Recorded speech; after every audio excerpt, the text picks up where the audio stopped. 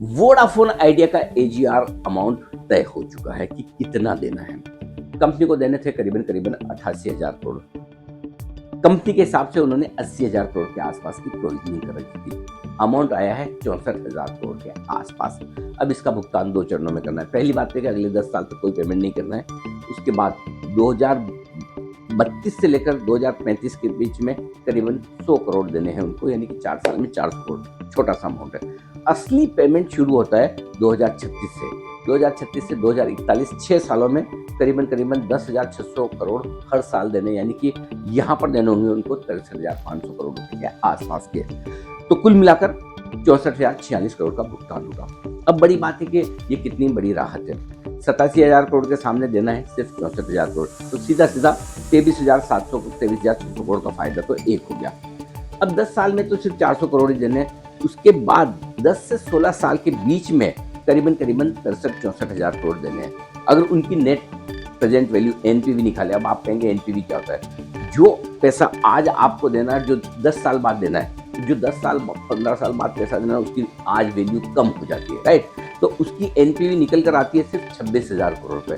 तो इस लिहाज से अगर देखें 26,000 करोड़ ही देना है, सामने 80,000 करोड़ की कंपनी ने प्रोविजनिंग कर रखी है और डीओटी के हिसाब से 88,000 करोड़ 87,000 करोड़ होता है, यानी कि वोडाफोन आइडिया को 54,000 से लेकर 60,000 करोड़ का फायदा होता हुआ दिखता है। अब आइए इन्वेस्टर्स को क्या करना है। अब सबसे बड़ी चीज़ क्या है कि इस पूरे एजीआर कैलकुलेशन के बाद एक चीज़ क्लियर होगी कि कंपनी डूबेगी नहीं, बच जाएगी। पैसा देना है वो भी 10 साल के बाद। 10 सालों में कंपनी कमाई कर सकती है। इस बार 18-19,000 करोड़ का ईबिटा किया है कंपनी ने, यानी कि साल के 20,000 करोड़ रुपए अगर कंपनी कमाती है ईबिटा के लेवल पे, तो अगले 10 सालों में पैसा इकट्ठा भी कर लेगी। राइट्स इशू किया था, उससे पैसा आया, उससे कैपेक्स किया। आप देख भी रहे हैं पिछले 2 महीनों से वोडाफोन आइडिया में अब सब्सक्राइबर बढ़ने लगे हैं लंबे समय बाद।